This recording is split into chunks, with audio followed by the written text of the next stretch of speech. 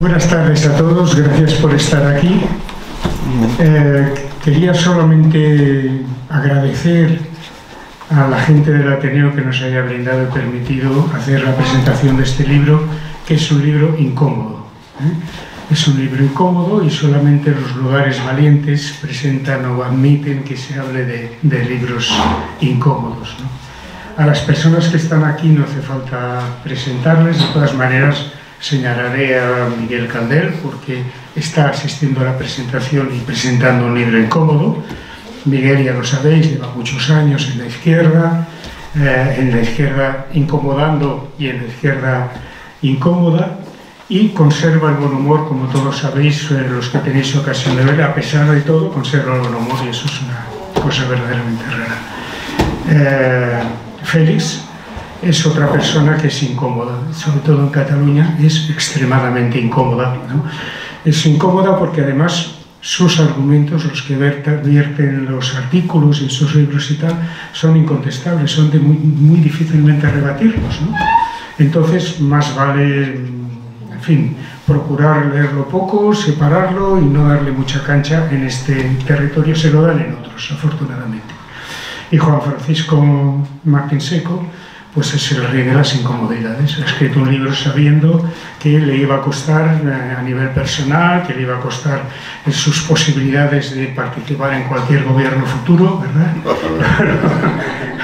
Lo tienes mal. En fin, solamente quería dar las gracias realmente al Ateneo Dignidad que nos ha acogido aquí. Y adelante con la brocha. ¿Quién empieza? Bueno, si quieres empezar. Bueno, muchas gracias por venir.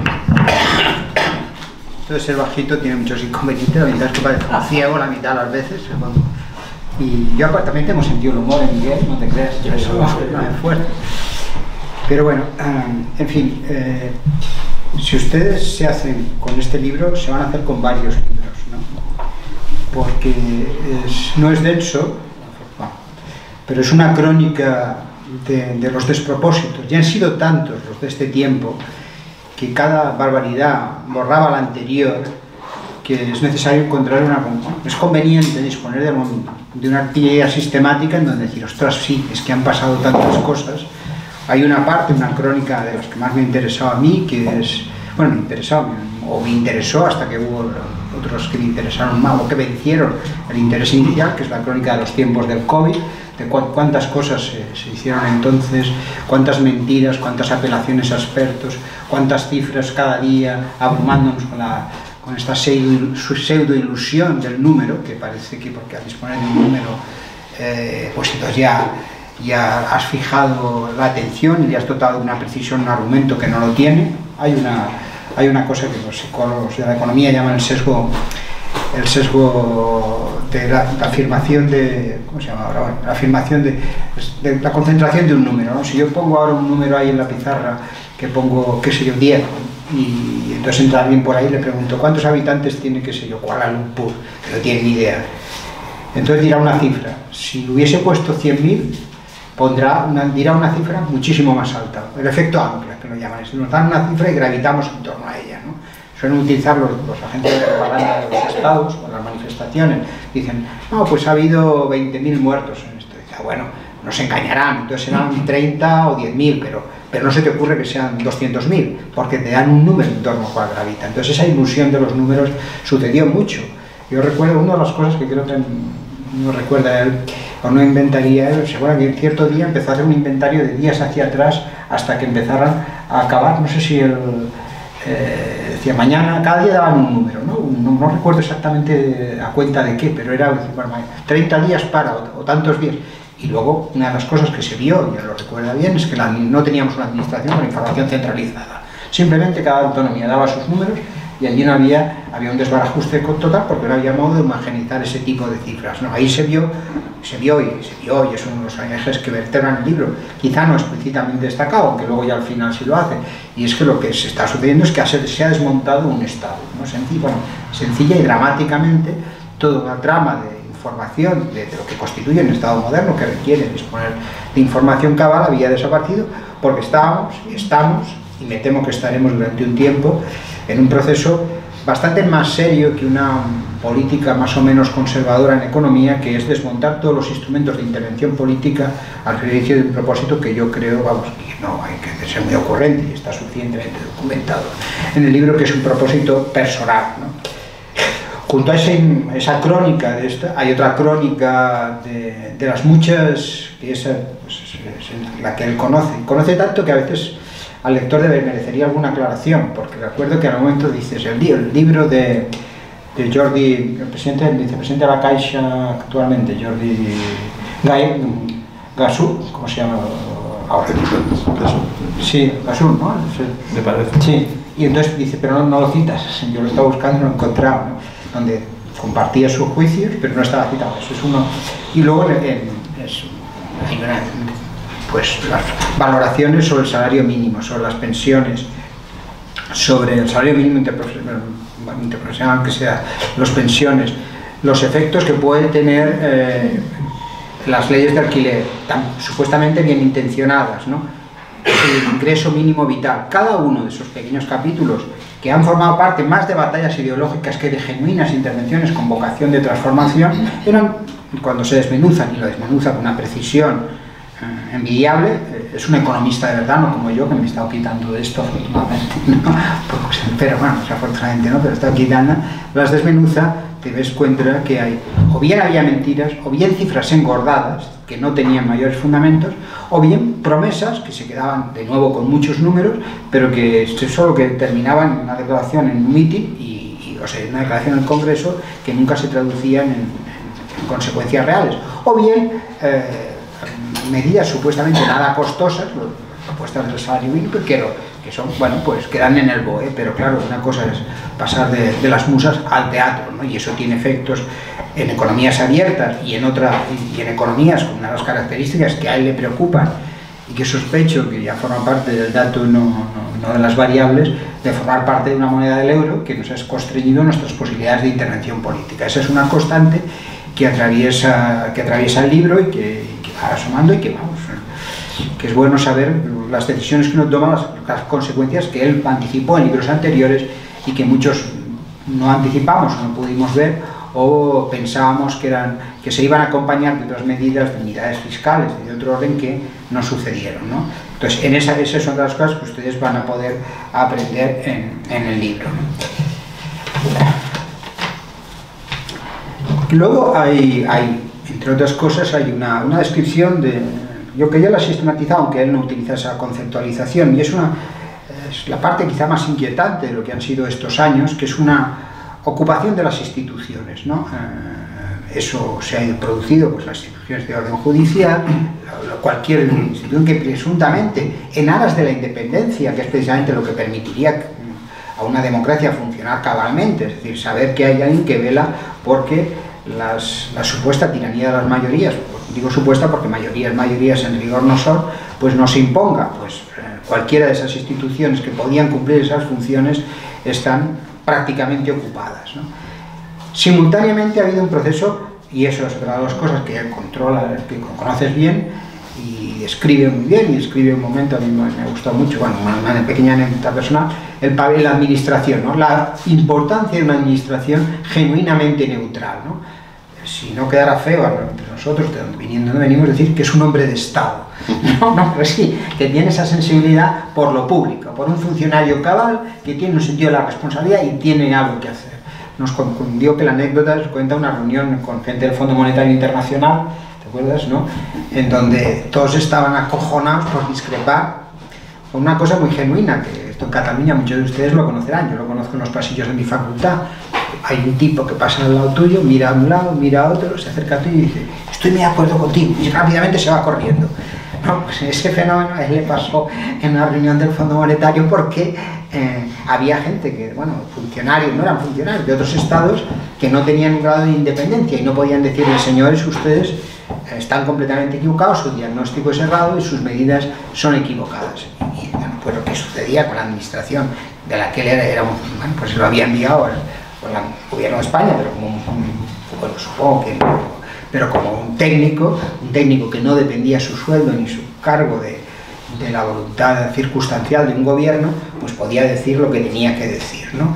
hay una descripción muy elogiosa de las oposiciones como un criterio de admisión, en lugar de esta especie de apelación a un equipo de expertos que en el fondo son tipos subordinados, y la venalidad que hemos visto en este tiempo de intelectuales y académicos y de tantas gentes dispuestos a decir, a tragar ruedas de molino, ¿no? Y esto es algo que a mí particularmente me ha deprimido, ¿no? Porque he visto los mejores cerebros de mi generación, que diría el poema, pasar de decir a esperar a que el secretario general del partido, o lo que sea, como se llame en su jerga, diga B en menos de un mes, y pasar de decir A a decir B, ¿no? Eso en la línea editorial del País es manifiestamente notorio, pero en otros casos, ¿no? Yo tengo amigos, un amigo cercano a Ricardo García Manrique, es un amigo que está por aquí, una de las mejores cabezas que yo conozco, que me dijo un día, es que el PSC es mi identidad, ¿no? Y es una identidad voluble, ¿no? Porque el PSC pues depende de cualquier cosa, ¿no? Y es una persona seria, ¿no? O sea, pero con un afán de mentirse. Eso me parece que bueno, revela la importancia de disponer de una cierta autonomía de juicio, ¿no? Entonces, él lo cuenta y lo desgrana a propósito de la administración con muchos ejemplos que para quienes estamos así en el placer del pensamiento abstracto que decía el poeta, pues nos aterriza porque no conoces los entresijos y se aprenden muchas cosas. Luego ha habido otro hábito que también aparece quizá menos, pero bien destacado, que es el de gobernar por decreto ley, ¿no? O sea, son rasgos, cada uno de los que estoy mencionando, desde la ocupación de las instituciones, un uso instrumental de la administración a través de unos sistemas de cooptación puramente politizados, dispuesto a gobernar por decreto ley. Recuerden lo que pasó cuando se violaron derechos fundamentales ante la complacencia de todos, salvo Vox, que fue quien fue al Constitucional y dijo, oiga, que están suspendiendo derechos fundamentales, que no se pueden encerrar a la gente así de buenas a primeras, sobre todo porque había unos mecanismos legales, la utilización del estado de excepción me parece que hubiese permitido, lo que pasa es que exigía renovarlo periódicamente, pues mantener a la gente en su casa, pero exigía un consenso, bueno, mantener las mayorías durante un tiempo, y aquí se aceptó de buenas a primeras, ¿no? Otro rasgo que también se ha visto en este tiempo y que también se menciona es a la oposición se le reprocha que se oponga, lo cual no deja de ser, es que la oposición por definición está ahí para decir lo que no está bien, en lo que consiste el Parlamento. No, es que ustedes parece que tengan que aplaudir, sobre todo porque la oposición la mitad de las veces, poco briosa por lo demás, se limita a recordar lo que había dicho el gobierno el mes anterior. Entonces tampoco le diría, bueno, es que me estoy oponiendo como se opondría usted hace un mes, pero sí que es verdad que hay una especie de reproche al mismo, vamos, hemos visto el último ejemplo bastante inquietante, que con cierta autocomplacencia el ministro Puente, ¿no?, dijo que, bueno, que en una parte de su ministerio se dedicaban a inventariar los insultos que los periodistas les hacían, con dinero público, algo que únicamente tenía una justificación de partido y personal, ¿no? Y entonces mencionaba, bueno, si los llegaba a mencionar, pero hay una lista de periodistas y además un tío que no se caracteriza por tener una elegancia del Palacio de Buckingham a la hora de tratar a los demás, ¿no? No es versallesco en sus maneras, quizás que estaba buscando algún insulto para que añadir a su nómina, a su relación, pero vamos, eso es otras características que revela una disposición, vamos, obviamente de poco carácter democrático, ¿no?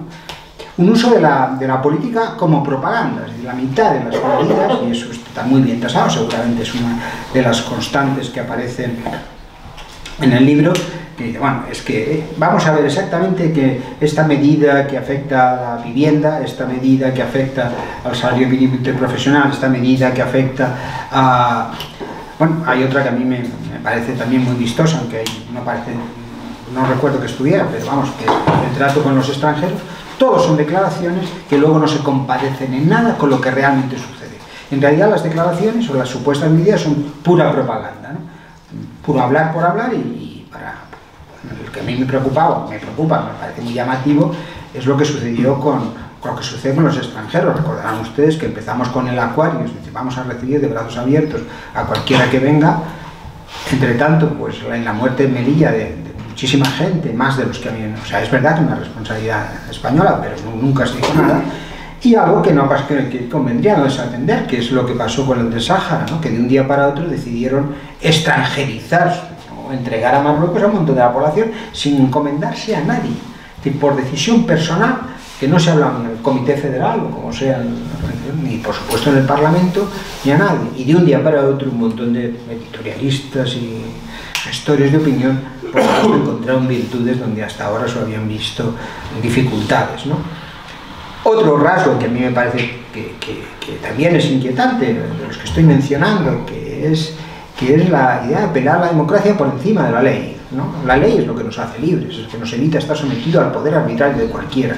No, es que como esto es la voluntad del pueblo, por supuesto la voluntad encarnada en las consideraciones puramente circunstanciales de alguien de humor mudadizo, porque no es el resultado ni siquiera de una deliberación y de mayorías parlamentarias medianamente consolidadas, pero en todo caso esa mayoría puramente circunstancial se puede imponer a cualquier consideración de la ley, que es precisamente lo que somete y embrida a un poder para que pueda ser arbitrario y pueda hacer lo que quiera. Se han dicho cosas contra el Constitucional, se han dicho cosas contra el Supremo y se hacen inventarios de juez, se apela a este argumento repugnante y obsceno de lawfare, ¿no? de la judicialización de la política, ¿no? que es como decir, es que penalizar la violación es judicializar el sexo. Y dice, bueno, pues a lo mejor, pero es que hay que judicializar los delitos, porque los delitos políticos existen. Y ya superlativamente la entrega del Estado a alguien que tiene como objetivo político destruirlo. Los nacionalistas no es que les estamos atribuyendo intenciones oscuras, es que dicen, no, nosotros queremos destruir España. Esa palabra que el otro día un amigo que está por aquí me llamó la atención, no hacemos propaganda, no parece, me dice, ¿te has dado cuenta que cómo es que el nombre de Izquierda Española no estaba pillado?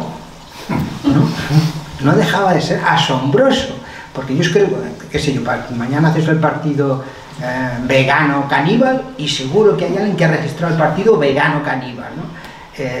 Conservador revolucionario institucional, el mexicano, pues seguro que está pillado, pero a ti se te ocurre decir Izquierda Española, pero qué asombro, ¿no? Que parece que nos dice, oiga, que aquí en este Partido Comunista de España, Partido Comunista Italiano, Partido Comunista Francés, Partido Comunista Portugués, hasta existe el Partido Socialista Obrero Español.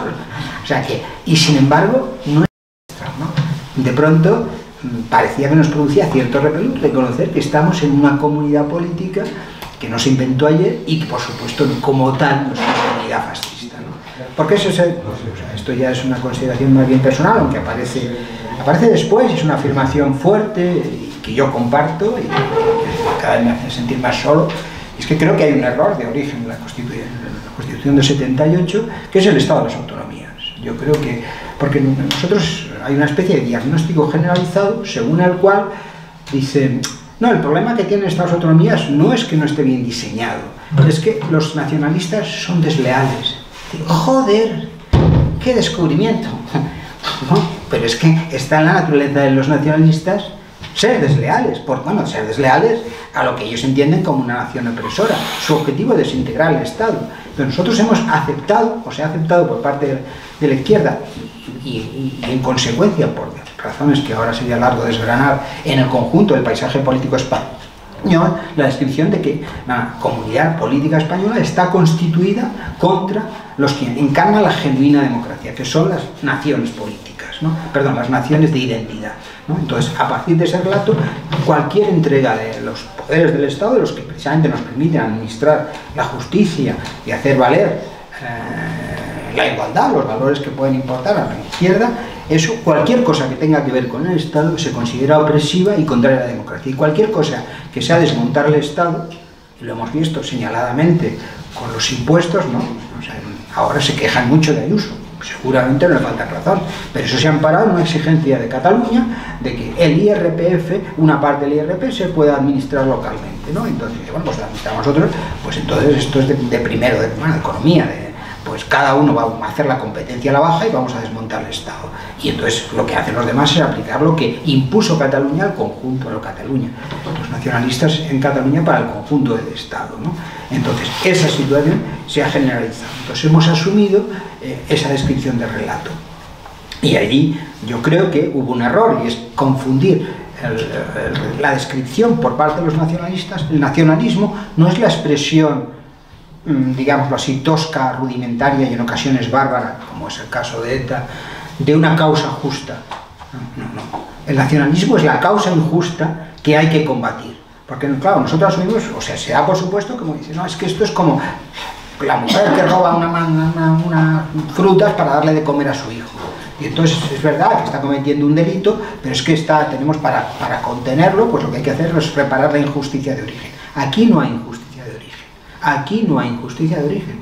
La burguesía catalana, la burguesía vasca, han sido burguesías privilegiadas por el franquismo.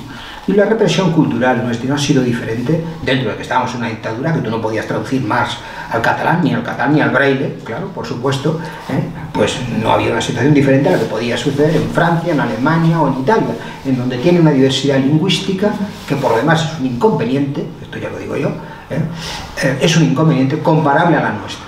Pasa que sucedía que desde los jacobinos, desde la Revolución Francesa para acá, se entendía que era una ventaja disponer de una lengua común, y no esa situación tan trastornada y por que tenemos en este caso, a propósito del caso de las lenguas, que no solamente es un problema de igualdad entre españoles, no es un problema solo de igualdad de españoles, es un problema de eficacia, porque hay un experimento de hace poco que recordar alguna ocasión.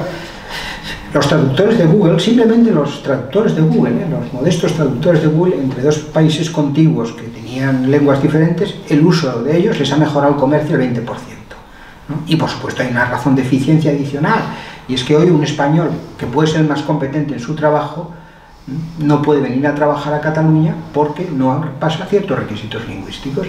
Eso se está traduciendo, hay un paper que está en curso de investigación, pero hay suficientemente sólidos indicios en que la calidad de la medicina en el clínico, por ejemplo, ha caído, dicho en plata, hay más muertos como consecuencia de la aplicación de ese tipo de políticas, ha disminuido, eso ha sido verdad, también es otro resultado del trabajo que conozco al tipo que lo está yendo, que es muy bueno, que está mostrando que han dejado de venir muchos médicos, muchos pacientes del resto de España, desde el 2017 han dejado de llegar aquí, pero lo bestia, ¿no? Han dejado de tratarse en nuestros hospitales, ¿no? Y bueno, pues eso algo tendrá. Y hay algo más serio todavía, y este es otro resultado que hay por ahí, que se me lo mostró Javier Polavieja, no sé si conocéis el trabajo que muestra que no es un problema ya la exigencia de un requisito cultural cuando no es estrictamente necesario para realizar la actividad, la vida cuenta de que disponemos de una lengua común, y consistía en lo siguiente. Se presentaron en Cataluña los mismos currículums, con el mismo nivel de catalán, XL, vamos ya, todos los exigencias. Pero unos, todos nacidos en Barcelona, pero unos con apellidos Martínez, Pérez, López, García, es decir, los apellidos catalanes más frecuentes, y otros con apellidos Fedén, ¿no? Pues el trato que se dispensaba a esos que tenían apellidos, aunque cumplían los mismos requisitos, era el mismo que se concedía a los extranjeros. Eso, en plata, se llama racismo, y eso se ha consagrado. Entonces, cuando ahora estamos aquí discutiendo sofisticadamente si la Silvia Orriols es extrema derecha, digo, bueno, pues todo lo que dice esta señora a propósito de los islamistas o árabes en general, es lo mismo, mutatis mutandis, de lo que se está diciendo con los hispanos en el conjunto del espectro político catalán, con la complacencia de buena parte de nuestras instituciones. Entonces, ese es un rasgo que yo creo que corroe constitutivamente buena parte del proyecto.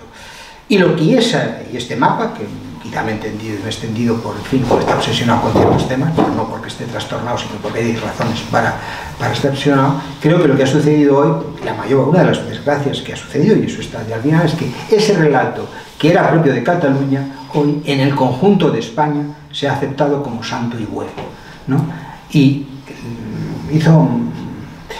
Bueno, los más viejos y devotos del lugar recordarán un artículo de Manov, de Sacristán, que decía la OTAN hacia adentro. No sé si te acuerdas, Miguel. Pues yo creo que hay motivos para hacer ahora un artículo de Cataluña hacia adentro.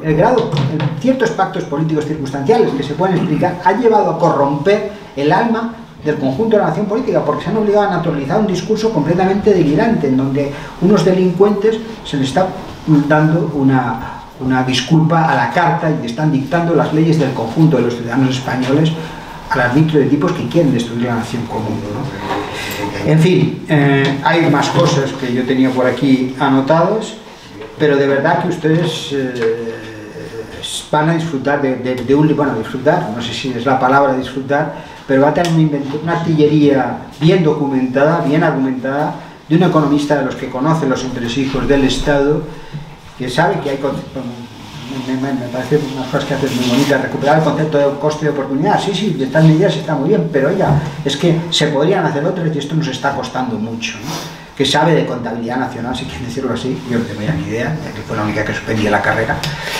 Y pues nada, únicamente felicitarte y esperar tus consideraciones.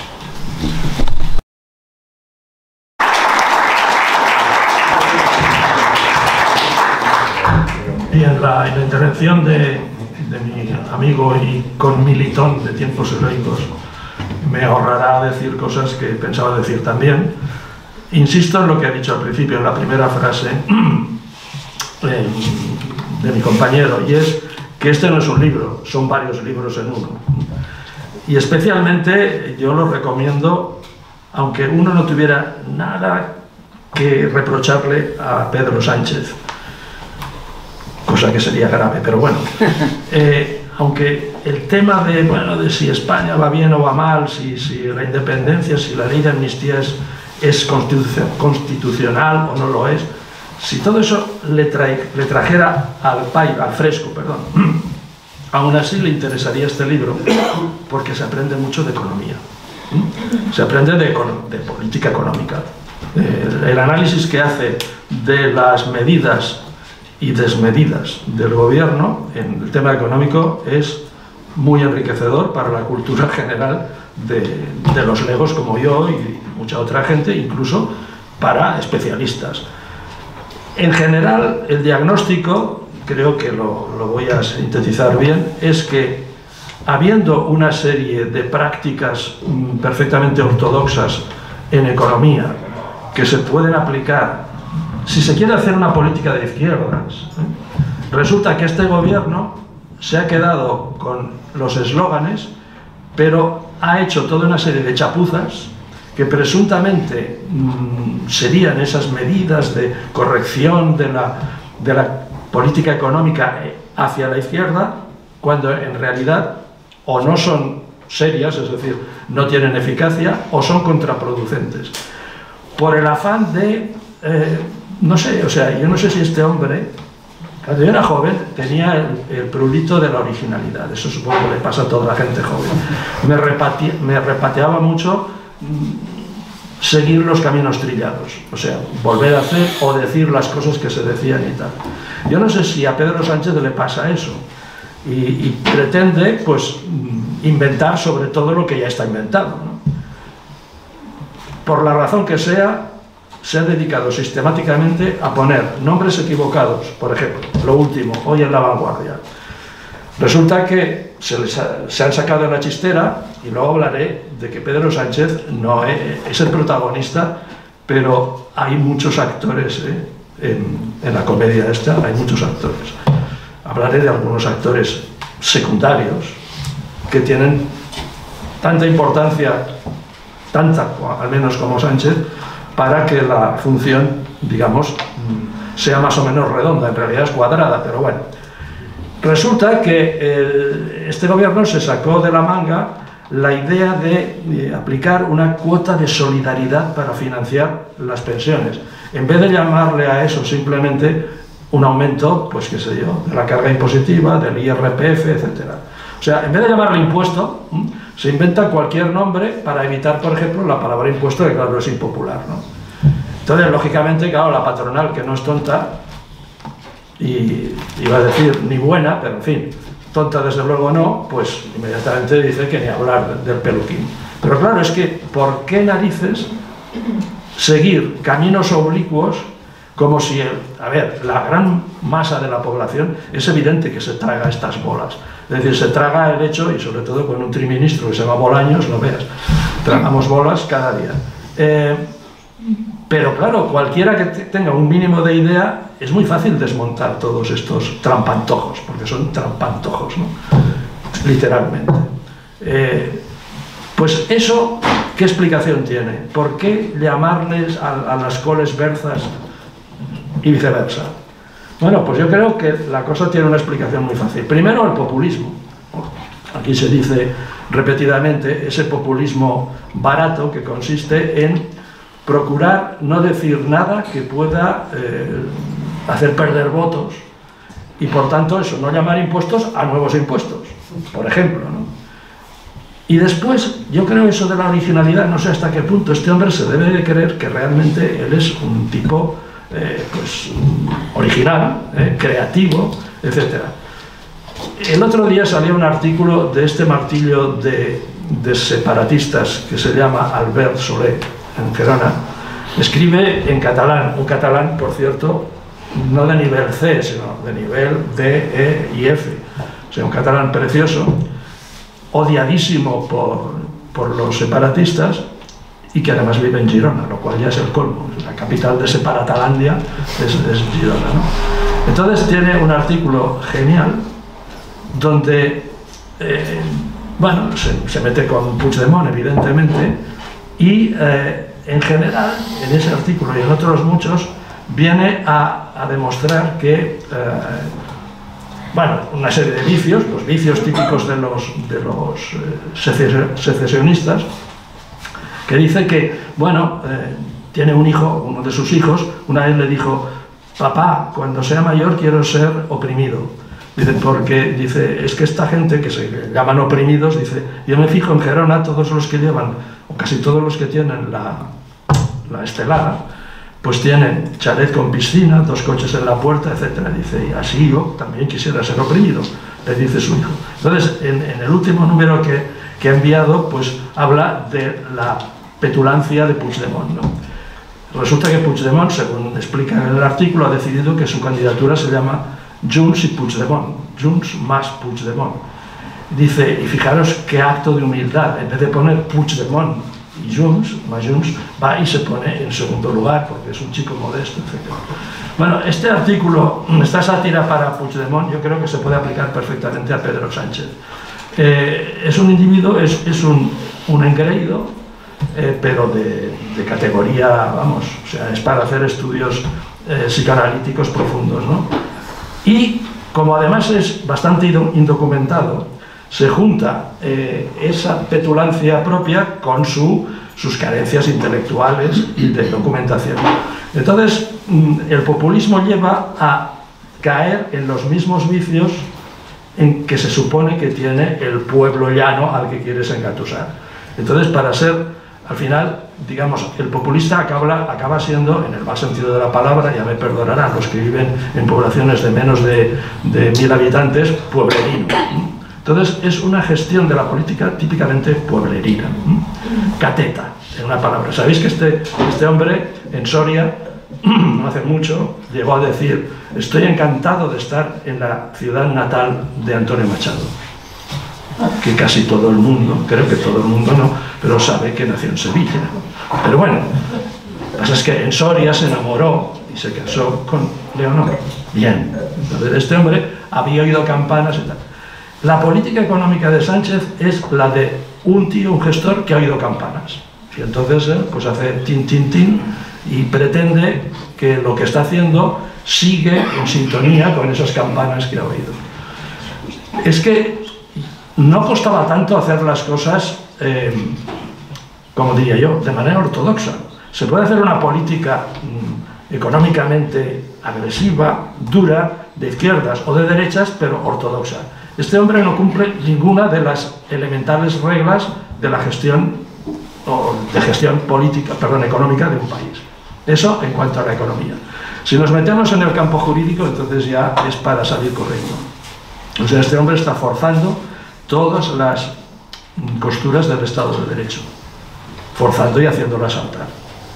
Claro, lo cual es suicida, porque desde el punto de vista de alguien que piensa que es de izquierda, bueno, yo no sé si él lo piensa, sinceramente, o que ha decidido jugar ese papel porque ha visto pues que vende, ¿no? Que vende ese papel. Entonces, sobre todo si decides, creas una situación de enfrentamiento político de típico carácter frentista, que es lo que ha hecho este hombre, ha creado un muro, ha levantado un muro en España. Entonces a un lado está el qué sé yo, pues el mal, y al otro lado está el bien, que son ellos, ¿no? Entonces, claro, en el momento en que tú empiezas a hacer saltar las costuras del Estado de Derecho, ocupas de manera, en fin, filibustera órganos que tendrían que ser neutrales, etcétera. Bueno, lo de la abogacía del Estado, etcétera, es de juzgado de guardia, ¿sabéis qué? Es una regla, claro, no está en la Constitución, que alguien que ha sido ministro de justicia, de lo que sea, no puede figurar en una de esas, digamos, instituciones, ser el titular de una de esas instituciones que en principio son no partidistas. Claro, el que ha sido ministro en un gobierno durante un periodo ha sido fiel al partido que está en el gobierno, por tanto tiene pocas credenciales para ejercer luego un cargo al que se le pide neutralidad, ¿no? Bueno, esto, como sabéis, este hombre lo ha hecho, pero una detrás de otra continuamente. Tribunal Constitucional, en todas partes. Está muy bien explicado, por ejemplo, en el libro, ese famoso asunto del Consejo General del Poder Judicial. Cómo se ha llegado a la situación en que estamos. Pues ahí han contribuido los dos bloques, ciertamente, pero claro, este hombre ya lo ha llevado pues, al extremo. En el momento en que los que ha de elegir el Parlamento han de ser fieles y, vamos, con el carnet en la boca del partido que los va a proponer, entonces se pierde la posibilidad del consenso en el nombramiento de algunos vocales del Consejo del Poder Judicial que sean, bueno, más o menos de izquierdas, más o menos de derechas, pero que sobre todo sean competentes, honrados y que se guíen por la ley y por... Pues no, señor, eso se ha perdido y entonces ahora es una riña de gatos entre los dos bloques y eso va para largo, es decir, desatascar eso yo no sé si se conseguirá algún día. Pero es que además lo que tiene de suicida desde el punto de vista de la izquierda, yo me considero de izquierda, no sé si lo soy, ojo, porque Sánchez también creo que se considera de izquierdas y creo que está bastante equivocado, pero bueno, igual yo también me equivoco. Es suicida, digo eso, porque el desmontaje que tú haces de las garantías, de los controles y contrapesos de este sistema que llamamos democracia, que algunos añaden el adjetivo liberal, creo que no hace ninguna falta, porque eso ya le introduce un matiz ideológico de una determinada tendencia, al menos tal como ha evolucionado el liberalismo. Yo me considero liberal, pero liberal del siglo XVII, o sea, bueno, de antes de John Locke, mejor dicho. Bien, antiautoritario y todo eso. En el momento que tú desmantelas esos mecanismos de control que impiden el ejercicio despótico del poder, porque lo ejerce en cada momento, en el momento que día llegará, no digo que lo esperéis con alegría, ya veremos qué pasa, pero día llegará en que este bloque dejará de tener el poder y lo tendrá otro bloque, no quiero ponerle nombres porque tampoco lo sé seguro cuál será, se puede volver contra ti, es decir, tú has desmantelado una serie de mecanismos de control. Cuando llegue aquel al que tú has estado machacando durante todo este tiempo, con esos abusos sobre el Estado de Derecho y tal, luego te va a devolver la pelota, evidentemente. O sea que preparémonos, ¿eh? Los votantes de Sánchez que se preparen para... Yo no lo soy, desde luego. Que se preparen para cuando venga el tío X con la rebaja, ¿no? En tiempos de Franco era muy fácil decir el tío Paco con la rebaja, ¿no? Bien, acabaré citando un pasaje que me ha parecido muy ilustrativo. O sea, es que, claro, este tipo de... Respecto a al rollo este que se viene, digamos, practicando desde las famosas mesas de negociación o mesas de diálogo entre el gobierno del Estado y unos individuos que ni siquiera representan, no solo no representan al gobierno de una autonomía y tal. Y se les pone en el mismo plano. Solamente eso ya implica, o sea, es un como diría yo, o sea, es un atentado contra la ley, el derecho, el sentido común, la justicia y todo lo que quieras. Eso poco a poco ha ido cuajando y poco a poco, como habréis visto, las apuestas han ido subiendo, ¿no? Es decir, los independentistas cada vez han apostado más fuerte porque, claro, todas las apuestas que hacen las van ganando, por una razón o por otra y tal. Entonces, todo esto de que hay que desjudicializar la política, ¿no? Esto viene de muy antiguo y este gobierno ha hecho suya esa frase, ya desde hace tiempo, que es un típico mantra de los independentistas. Hay un pasaje, un par de párrafos, los leo, ¿no? En el libro, la página 353, que dice: ahora que los sindicatos están tan identificados con el gobierno y defendieron los indultos de los golpistas, yo siempre he sostenido que lo que pasó en Cataluña fue un golpe de Estado. Todo lo blando que quieras. Si quieres con algodones, pero no fueron solo... En fin, pero fue un golpe de Estado. Según la definición clásica de manual de cualquier jurista del siglo XX, como mínimo de Kelsen. Como mínimo de Kelsen. Pues bien, me pregunto cómo se pondrían los sindicatos si a alguien se le ocurriese, que conste que soy fundador del Sindicato de Enseñanza de Comisiones Obreras, miembro fundador de ese sindicato, pero estoy bastante avergonzado de cómo han evolucionado los sindicatos en general y entre ellos el mío, y sigo afiliado. Si a alguien se le ocurriese afirmar que no hay que judicializar la actividad laboral y reclamase que se eliminara la jurisdicción de trabajo y el derecho laboral para reducir todo al diálogo y a la negociación entre empresarios y trabajadores. Eso existe, naturalmente, en la negociación de los convenios colectivos, pero también existe que si alguien incumple el convenio, por ejemplo, pues se le sanciona y se puede acudir a los tribunales. Ah, no, hay que desjudicializar la negociación laboral. Muy bien.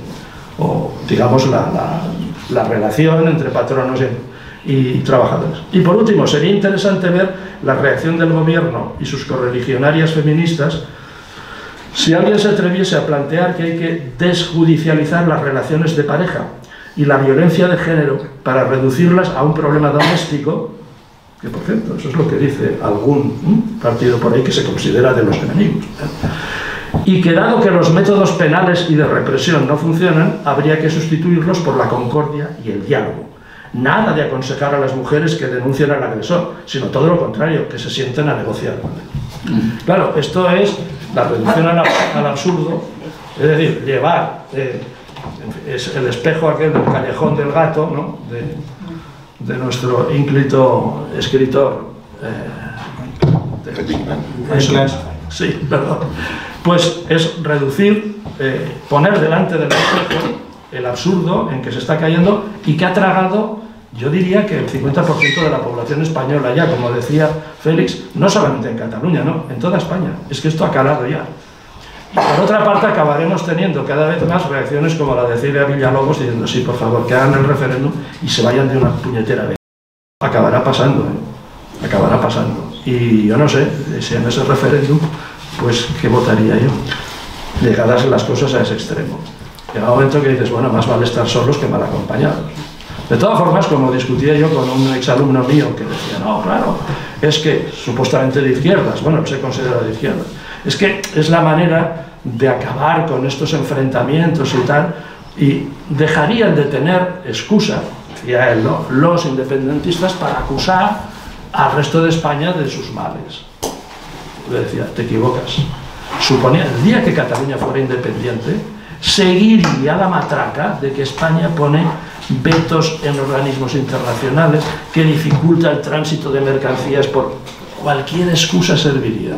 Es decir, hay gente que necesita, o sea, esto, yo he llegado a la conclusión de que esta gente son masoquistas, o sea, es el masoquismo político. Si tú eres masoquista, en el fondo necesitas sentirte castigado, necesitas sentirte oprimido.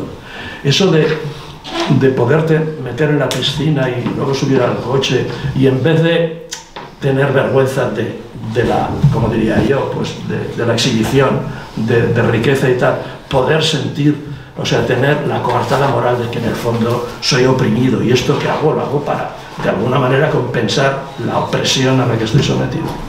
Pues esta gente que piensa así seguiría eternamente en ese plan. Bueno, a ver, en España tenemos todos los casos históricos conocidos de toda la vida, eso pasa en todos los países, pero aquí es especialmente conocido. El hecho de que vecinos de dos pueblos, de dos ciudades, Sabadell y Tarrasa, por ejemplo, Reus y Tarragona, por ejemplo, mi madre vivió cuando era muy pequeña en un pueblo llamado Cortes de Navarra, e iban a pedradas con los del pueblo vecino que se llamaba Mayén. Entonces me cantaba mi madre una canción que cantaba a los de Cortes, a los de Mayén. Decía: Mayenero, choricero, ¿quién te trajo a este lugar? Ni tu padre, ni tu madre, ni la Virgen del Pilar. Eso cantaban los niños de ese pueblo cuando se encontraban con niños del otro pueblo. Ese caínismo que se da en todas las poblaciones y que es muy primitivo, es un rasgo tribal. Bueno, Félix tiene un hermoso libro contra la tribu, ¿no? Es que es eso, es tribalismo puro y duro. Entonces las tribus siempre les echan la culpa a otras tribus de sus males, siempre. No hace falta estar bajo la cobertura del mismo Estado, no, siempre. Entonces esto no tiene solución por más concesiones que se les hagan. Cuando uno es insaciable y es masoquista y es, en fin, supremacista y todos esos ismos que se tienen, no hay manera de contentarlos, es imposible. Por tanto, la única posibilidad es, como decía también mi madre, yo he aprendido mucho de mi madre, afortunadamente, cuando uno de nosotros, mi hermano y yo, cogíamos un berrinche de esos gratuitos, ¿no?, que lloras porque... un ataque de histeria, en el fondo, son ataques de histeria, nos daba un bofetón y decía: toma, para que llores con motivo. Pues creo que la solución para quien llora sin motivo es esa. Nada más. Gracias, Félix, muchas gracias, Miguel. Y después quiero también agradecer a Miguel Riera, pues que se haya atrevido a publicar el libro y sobre todo que haya recorrido toda Barcelona buscando un sitio donde presentarlo. Porque la verdad es que no ha sido fácil. Parece ser que no nos admitían en ningún sitio, ni las librerías no daban ninguna con el tema de poder presentar el libro. Este libro, en definitiva, tal como digo en la introducción, es continuación de otro, uno anterior, que publiqué con el título de Una historia insólita. Lo publiqué precisamente pues, en los primeros tiempos de la pandemia, cuando estábamos encerrados y tal, pues ahí lo escribí y recogía lo que me parecía una historia insólita, realmente, que estaba lleno de acontecimientos totalmente insólitos, anormales, que es lo que había ocurrido desde que Sánchez había puesto la moción de censura y había ganado el gobierno, hasta que había vuelto a ganar las elecciones en el 19 y volvía a constituir el segundo gobierno. El segundo gobierno, que yo lo llamaba Frankenstein, el segundo Frankenstein, porque el primero era el de 2018. Esta historia insólita, en realidad, tiene sus raíces anteriores. Parte, yo creo, de dos corrientes. Una es la de dos hechos concretos. Uno, cuando Artur Mas tuvo que entrar en el Parlamento de Cataluña en helicóptero porque el movimiento del 15M le tenía totalmente cercado. Había una protesta por unos motivos claramente sociales, económicos, que habían venido con el tema de la crisis. Entonces Artur Mas, que no debía ser tonto, dijo: vamos a cambiar de enemigo. Y se vino a Madrid a pedir el cupo. Entonces volvemos ahora otra vez al año 2012, o sea, 10 años anteriores, a pedir el cupo, a pedir un sistema de financiación parecido al que tenía el País Vasco y Navarra, y a Rajoy le dijo que eso era imposible. Entonces dijo: pues empiezo con el proceso. Y empezó con el proceso. Y a partir de ahí indudablemente se terminaron la contestación social en Cataluña. Se sustituyó por la contienda territorial, por la contienda nacionalista. Ya no hubo más manifestaciones de tipo social. Toda la contestación se dirigió al Estado español. El segundo hecho fue la llegada de un aventurero, claramente, que fue Pedro Sánchez, a la política. Y que de la confluencia de esas dos corrientes se llegó a la moción de censura del año 2018, lo cual era claramente insólito, era impensable que un gobierno de izquierdas pues pudiese llegar al gobierno, un partido de izquierdas pudiese llegar al gobierno con 85 diputados que tenía en ese momento, 85 diputados apoyándose en los partidos que habían dado un golpe de Estado. Yo también creo que este libro, lo del golpe de Estado, hay que ver cómo define incluso los libros de política, golpe de Estado a partir de Napoleón, de Napoleón II. Y entonces habían dado golpe de Estado y después los que eran sucesores, en cierta medida, de ETA, porque no condenaban los atentados. Y con eso se formó el primer gobierno clandestino. Claro, esa historia que comenzó ahí estaba lleno de hechos totalmente insólitos. Lo que pasa es que cada nuevo hecho insólito era de mayor envergadura, era mayor, y dejaba atrás, nos hacía olvidar los hechos anteriores. Entonces ahí, por eso quise de alguna manera escribir ese libro, es una historia insólita, planteaba mi temor a lo que eran claramente hechos que eran impensables en otro momento, los terminábamos aceptando como buenos, como normales en las circunstancias actuales. Y la primera prueba de ello pues, fue las elecciones del 2019, cuando, a pesar de haber dado la moción de censura y juntarse con, como decía antes, con los golpistas y con los psicópatas, volvió a ganar las elecciones. Señal de eso, efectivamente. Yo reconozco mi ingenuidad, porque yo pensé, cuando planteó y ganó la moción de censura, yo dije, la primera vez que se presente a las elecciones va a haber un castigo brutal en las urnas. Bueno, no solamente no hubo un castigo brutal, sino que realmente volvió a ganar. Pero el problema se ha hecho de mucha más magnitud, donde ya se han firmado totalmente en julio del 23, donde efectivamente gran parte de la ciudadanía española, la parte de la ciudadanía del Estado español, ha dado claramente, volvió a revalidar de cierta forma, o por lo menos no castigó, como parecía lógico que castigase, todos esos hechos insólitos.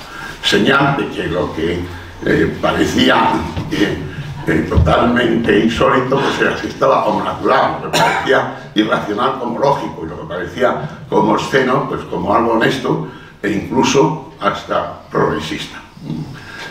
Y entonces ahí empieza este otro libro.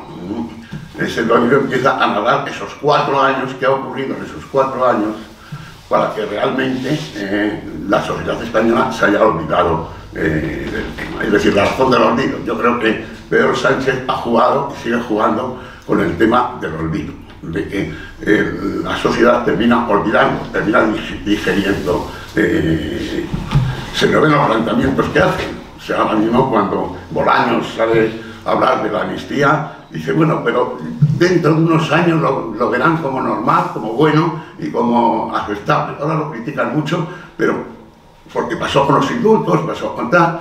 Es decir, esa es la... claramente la postura de Sánchez y del sanchismo. Es más, él se agarra a un hecho que lo repite siempre y que cree que le revalida para hacer lo que está haciendo, y es que había sacado 1 millón de votos más en julio que en la vez anterior. Lo cual no es totalmente cierto, o no significa que eso signifique que tenga más apoyo, porque ese millón de votos más, en gran medida se debía, por una parte, a que parte de Sumar se había pasado o aparte de Podemos, se había pasado al PSOE. Por otra parte, muchos de los independentistas no votaron. Los más, diríamos, cerriles o más montaraces, dijeron que eran las elecciones españolas y que no votaban, con lo cual lo que eran partidos de los que votaban pues tenían más opciones de tener votos. Y sobre todo yo creo que hubo muchos nacionalistas que, siendo unas elecciones generales, pensaron que era más rentable para ellos votar al PSC que votar a los propios nacionalistas, porque de alguna manera eso garantizaba que no viniese un partido de derechas. Dicho esto, que hay que deflactarlo del millón de votos, lo que sí es cierto es que el olvido ha existido y ha hecho que efectivamente el castigo no fuese tan grande como uno supondría que tenía que ser. Castigo ha habido, porque la prueba que han tenido que lo que es el gobierno Frankenstein está reducido a la alianza, han tenido que echar mano de Puigdemont y de toda la gente para poder formar una mayoría. Pero es verdad que no lo suficiente como para que perdiesen el gobierno. O sea, ese olvido ha existido. Y yo lo he comprobado al escribir el libro, me daba cuenta cómo uno, después de los 4 años y haberlo vivido, bueno, tenía en la cabeza las cosas más llamativas, que si los indultos, que si la corrección del derecho penal en el tema de quitar el delito de sedición, el hecho de la malversación, rebajarle las penas, pero cuando uno quiere escribir el libro y empieza a ver todo lo que ha pasado, se da cuenta que efectivamente en uno mismo el olvido ha actuado y que se ha olvidado de tantos y tantas cosas que efectivamente, de tantas atrocidades y disparates que desde el punto de vista político se han cometido. Ese es una de las armas fundamentales del sanchismo, y de ahí la importancia, creo yo, como menos lo tenía, de poner en un libro pues todo eso, volver a recordar todo lo que había pasado a lo largo de estos 4 años. La segunda arma, o la segunda coartada, diríamos, del sanchismo, es aparecer como un gobierno progresista. El progresismo, es decir, justificar todo lo que hacía, porque en definitiva él era un gobierno progresista y si no, podía venir la ultraderecha. Es decir, por una parte se hacía una descripción de Vox totalmente fuera de contexto, es decir, por supuesto que no tengo nada que ver con Vox, todo lo contrario, pero tampoco hay que pensar que es la hecatombe, ¿no? O sea, no, hacía una descripción como un monstruo que estaba ahí y era toda su fuerza. En realidad, Sánchez siempre se ha valido de eso, desde el principio. Él cuando empezó con el no es no, cuando Rajoy le llamó para hablar, para ver si llegaban a una alianza con Ciudadanos, él y tal, porque era lo que eran los gobiernos constitucionales, él dijo el no es no, y se apoyaba en que no quería nada de saber con la derecha. La prueba es que, claro, tenía 90 diputados, y él sabía que si entraba a hablar con Rajoy, pues lo más que podía conseguir era una vicepresidencia, pero nunca la presidencia. Entonces él jugaba claramente ya entonces a lo que después ocurrió, es decir, con menos diputados, porque después hubo otras elecciones y a los 85 llegar a dar la moción de censura.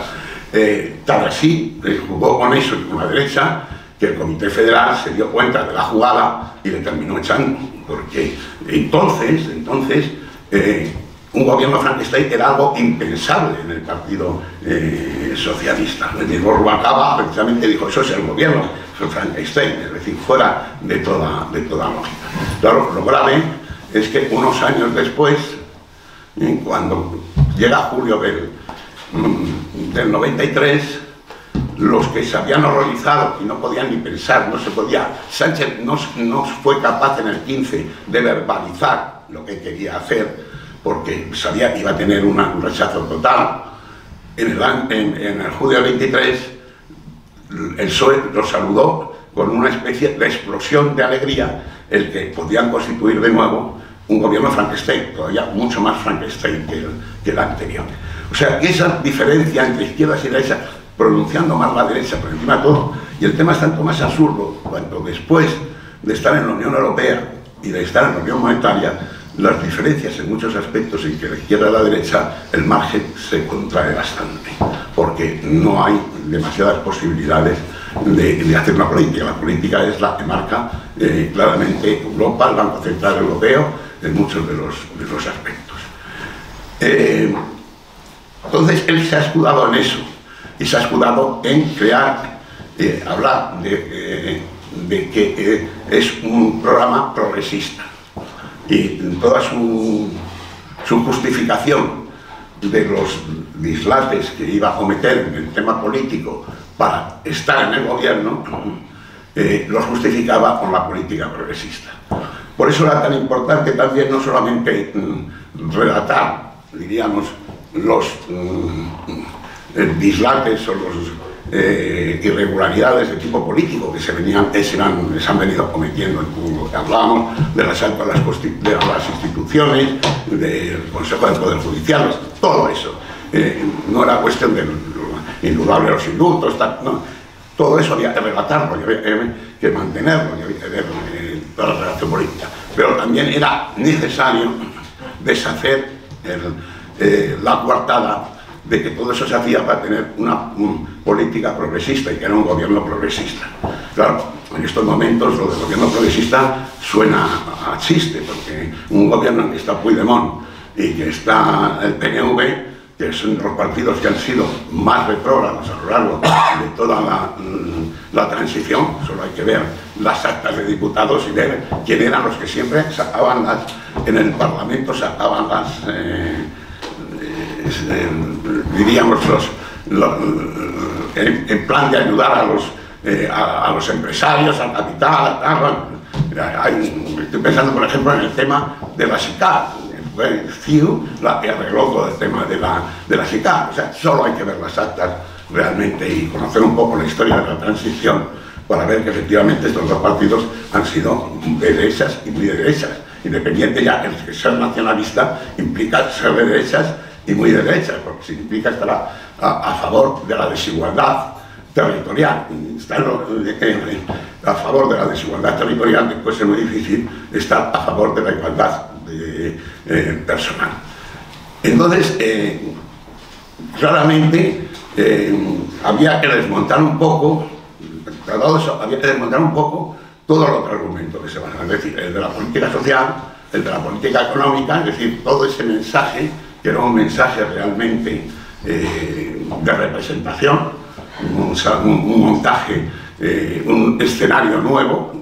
Es muy propio de esto del sanchismo, el crear una realidad paralela a la realidad. Y entonces por eso también en el libro tenía que tratar pues todos esos temas, desde la economía, a la parte social, a la parte fiscal, etcétera, para ir desmontando un poco su discurso.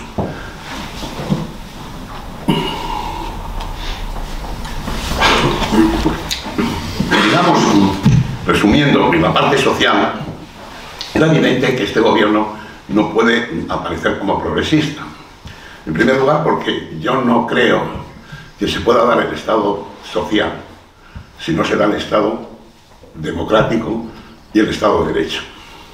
Es decir, yo creo que son tres características del Estado que son complementarias y que de tal manera se complementan que no se dan una sin la otra. Es decir, si no hay Estado social, pues tampoco puede haber Estado de Derecho y Estado democrático, como pasó en toda la época de la Restauración, con los grandes partidos que se turnaban, etc. Es decir, para que realmente funcione el Estado de Derecho y el Estado democrático, tiene que darse unas condiciones económicas de igualdad mínimas, porque si no, como decía Hermann Hesse, pues la democracia se convierte en un juego puramente de capitalistas. Yo durante muchos años, pues lo que he estado criticando, es decir, que no se podía dar el Estado de Derecho y el Estado democrático si no se daba el Estado social.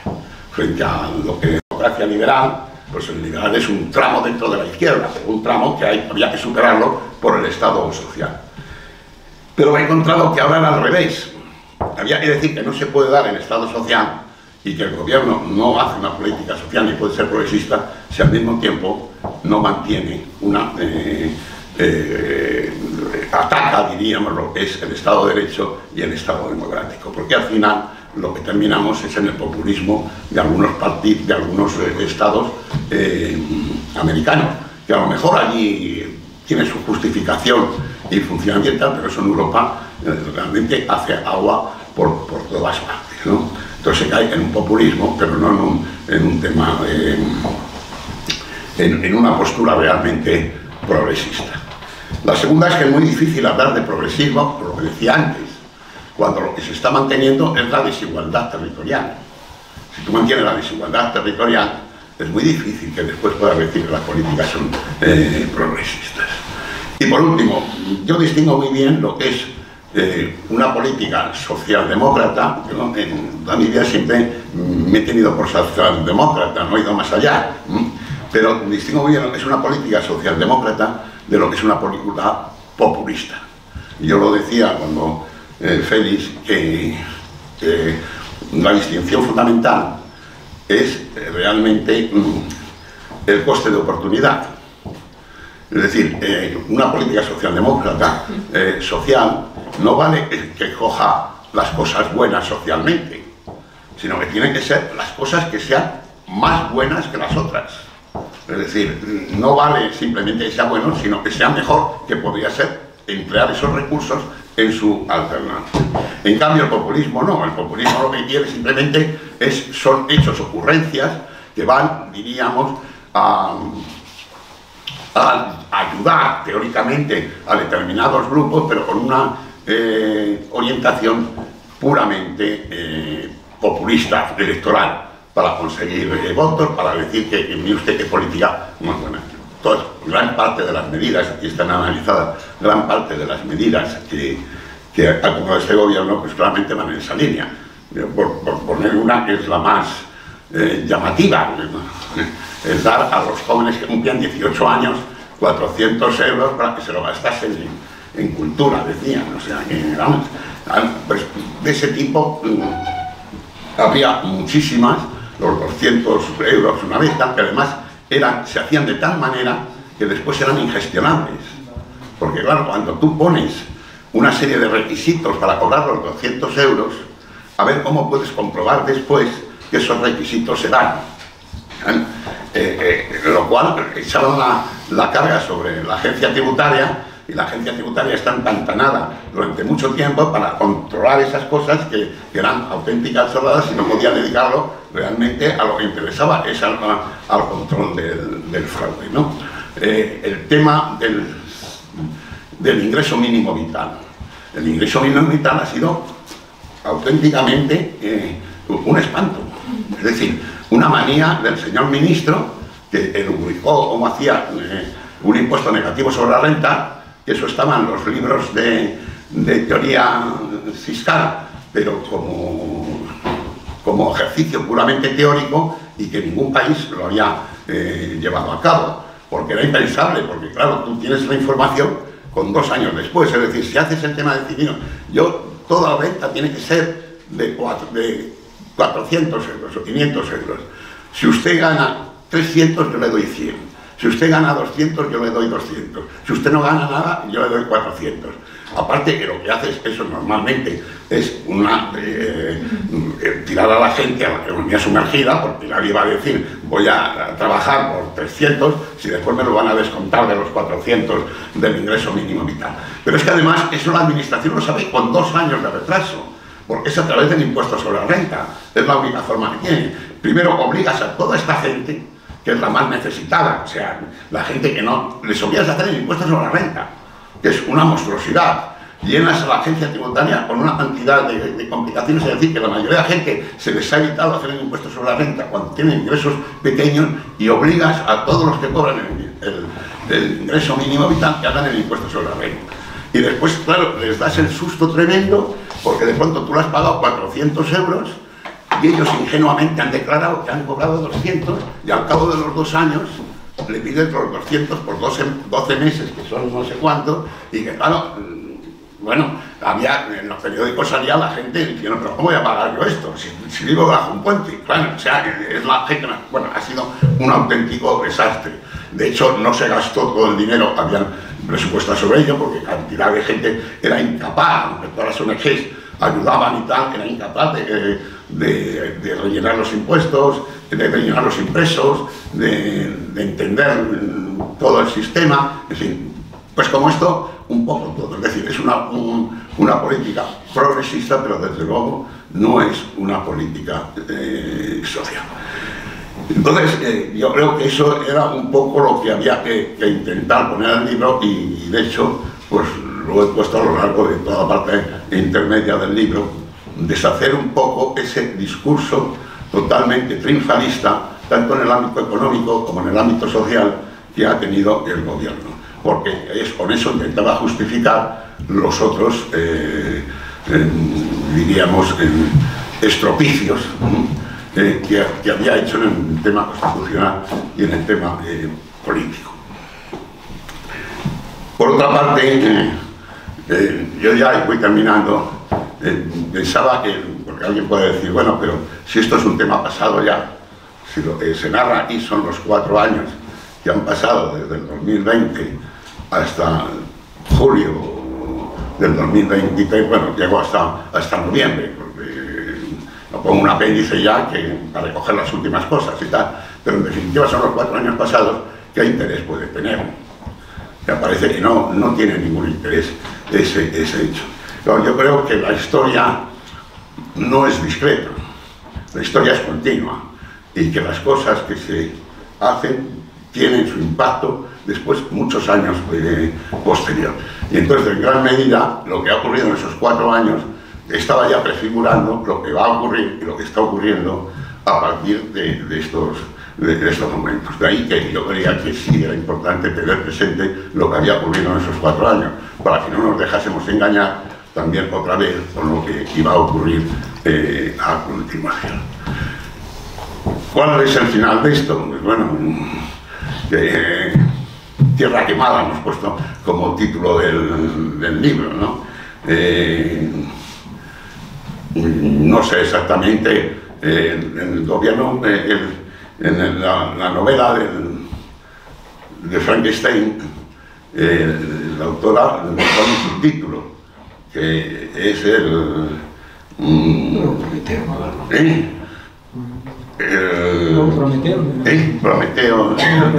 nuevo Prometeo.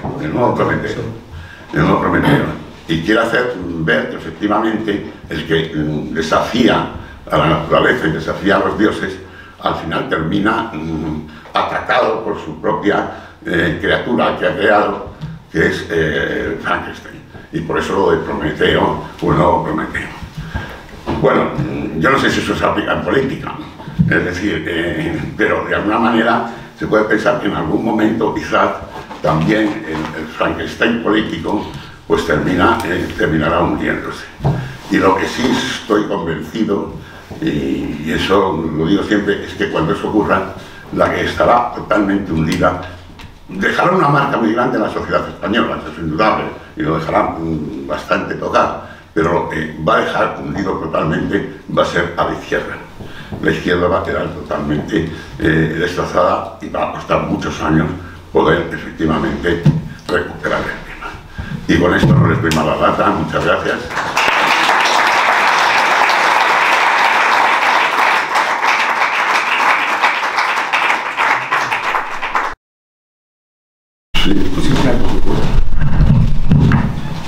Pues si alguien quiere formular alguna pregunta.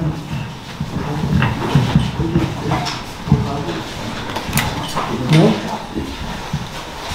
Pues yo hago os pido un pronóstico, una consideración. Hoy he salido en la prensa que como respuesta a una consulta que ha hecho una asociación, me parece, la respuesta ha sido que si cualquier juez que presente una cuestión perjudicial implica el cese inmediato de la puesta en marcha de la ley. Me estoy refiriendo evidentemente a la ley de amnistía como la más importante. Me gustaría que hicierais un pronóstico de qué puede pasar con eso, porque eso implicaría que si fuera así, y como los jueces van a plantear la cuestión perjudicial, que ni Puigdemont ni Junqueras se pueden presentar a las elecciones. Entonces, ¿qué pensáis de eso?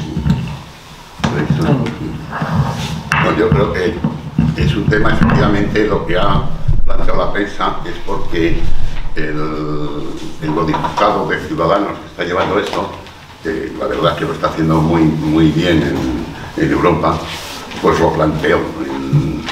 Y el comisario derecho, el tema del derecho, lo ha confirmado y ha dicho efectivamente que cuando se plantee un tema prejudicial, diga lo que diga la ley española o la ley nacional, prima la ley extranjera. Pero dicho eso, yo tengo mis dudas, porque yo creo que todo el mundo tiene sus dudas a ver cómo se va a concretar eso, te lo comentaba a ti. Lo primero es, ¿quiere decir que si un juez pone la cuestión prejudicial, quedan suspendidos todos los juicios? ¿O solamente el juicio, el proceso que está llevando ese juez? Es decir, que para que se suspendieran todos tenían que plantear la prejudicial. Yo creo que es muy posible que sean todos, porque claro, no tiene sentido que se aplique en unos y no se aplique en otros. Pero vamos a ver qué dice el propio tribunal, ¿verdad? Y el segundo tema es que el que hace referencia a Puigdemont, que también te lo comentaba, ¿qué significa que se suspende todo? Indudablemente que no se puede aplicar la ley de amnistía, pero eso afecta también a que también queda suspendida la orden de detención interior. Es decir, si suspende todo el proceso, puede ocurrir que no solamente esté suspendida la aplicación de la amnistía en sí mismo, sino no puedes avanzar en un proceso que tienes ahí a medias y que queda suspendido a ver qué dice el tribunal. No lo sé, eso es un tema que me planteo. Claro, si se diese esto, se iba a dar una condición muy curiosa, que es que Junqueras no podía presentarse porque no le aplican, está inhabilitado y entonces no le podían quitar la inhabilitación, pero Puigdemont no tiene nada, teóricamente, está nada más en proceso. Si quedase también la orden de detención suspendida, pues lo mismo podía venir a España, porque estaba la orden de detención, y desde luego se podría presentar a unas elecciones. Con lo cual, Junqueras había hecho unas tortas.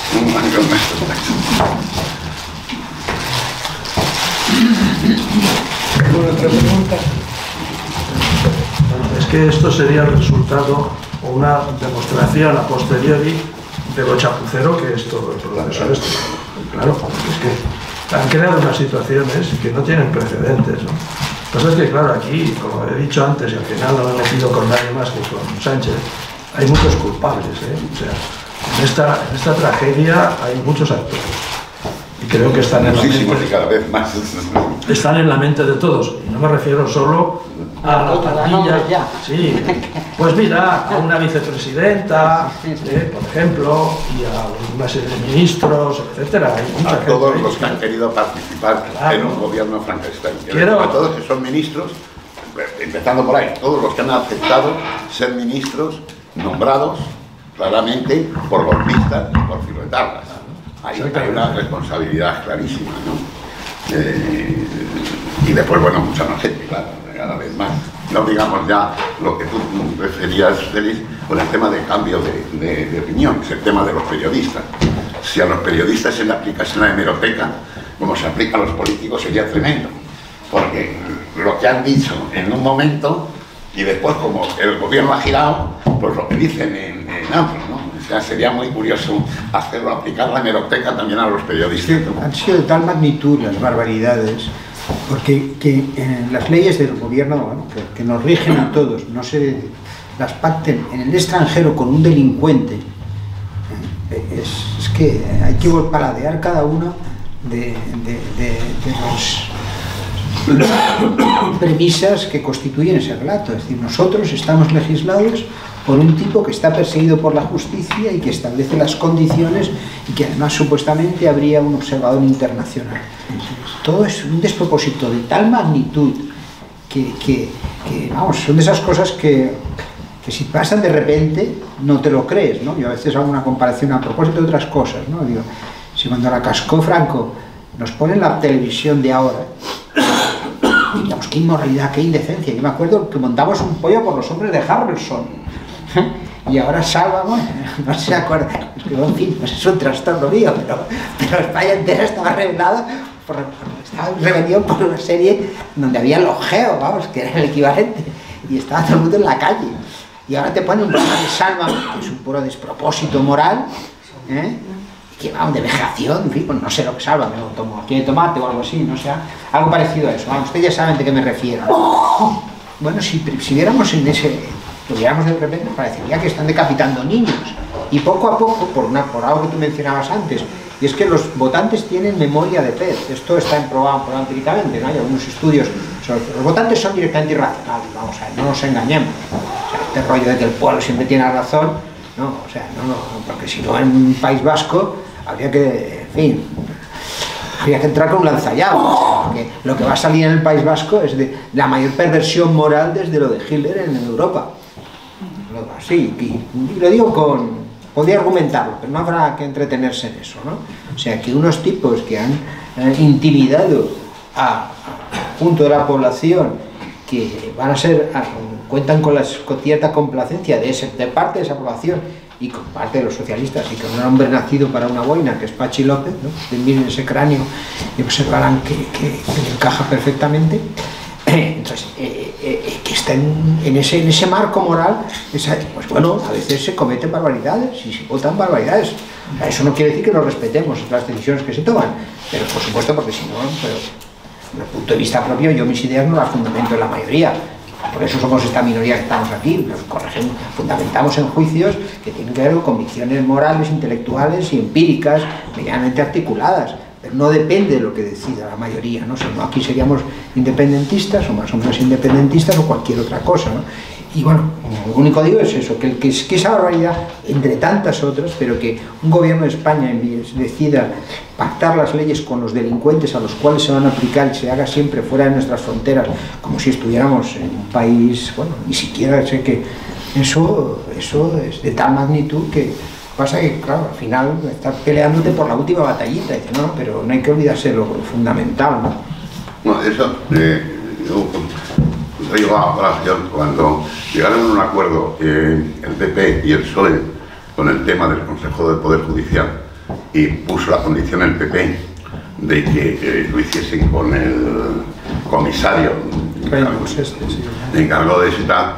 Parece ser que algún consejero del Poder Judicial dijo: a este país ya no hay quien lo entienda, porque indudablemente el pensar que para elegir el Consejo del Poder Judicial, el Parlamento, que es el que tiene que elegirlo, por tres quitos, no son los partidos políticos, sino tres quitos, que sería, para eso se puso el tres quitos, para el consenso, para que realmente hubiese consenso, que lo tengan que ir a Bruselas a que les tutele, pues era incomprensible. Pero claro, yo me acuerdo que escribía esto, y escribían un artículo de Jottik, donde pues decía, claro, pero es que hay que ver dónde está la causa. Es que hay tantas cosas realmente incomprensibles, es decir, que una vicepresidenta se vaya a ver a una presidenta económica, se vaya a darse palmitas con un delincuente que está en prófugo. Que después las cosas se pacten con otro tema, con un mediador internacional que ha salido de América Latina, de procesos de paz, no sé, en Ginebra, me parece que es donde están, en Ginebra, que sigan reuniéndose en Waterloo. Es decir, todo es tan desproporcionado y tan tremendamente absurdo que, claro, ya lo de menos es eso, lo de que... Nosotros los catalanes, los que estamos aquí, ¿os acordáis que antes confiamos a ver qué hace que Madrid pare esto? Ahora estamos pensando a ver si lo para Europa. Y yo ya solo creo en la divina providencia, porque realmente no nos engañemos, ¿no? Lo que es Europa, pues es gente, afortunadamente en algunas cosas nos embridan, en otros no, pero hay un juego de incentivos de un tipo que sabe lo que sabe de lo que ha habido dentro de un relato que ha estado derrotado, que ha habido muy pocos intentos. Margalló en su momento, Borrell circunstancialmente, de recomponer, que esa es una parte de nuestra situación más grave, ¿no? Porque a todos los efectos nosotros, los catalanes, somos los palestinos no nos engañemos, es decir, o sea, han impuesto el relato en el mundo, entre otras cosas. Hay un libro maravilloso, La telaraña, no sé si lo recuerde Cardenal, me parece que se llama, que describe la trama, mucha de ella gestada por los economistas que salieron de por Masculé, todos los que salieron a la MIT, ¿no? Bueno, pues estos tipos, los Minnesotos, que son tíos que gozaron de becas con el franquismo, no nos olvidemos, ¿no? Y por ahí han impuesto buena parte de la descripción de que este es un país oprimido y es muy difícil corregirlo cuando el propio gobierno de España está confirmando ese tipo de juicios. Y tenemos una situación internacional muy complicada porque la descripción y estos fijaciones, estos tics, hay sesgos cognitivos, de modo que creemos que los alemanes serán toda la vida las nazis y los otros serán los griegos unos perezosos. Todo este tic mental en los rusos están ahora que parece que vengan desde Lenin hasta Putin hasta Pedro el Grande, todo es el alma rusa. Todas estas fijaciones mentales existen y nosotros somos víctimas de algo parecido, ¿no? Según la cual pues el trato que damos con los nacionalistas es el de minorías étnicas oprimidas como criaturitas bolivianas, ¿no? En fin, no me enrollo más. Muy bien, pues si no hay una palabra más, gracias por venir y nos veremos en la próxima.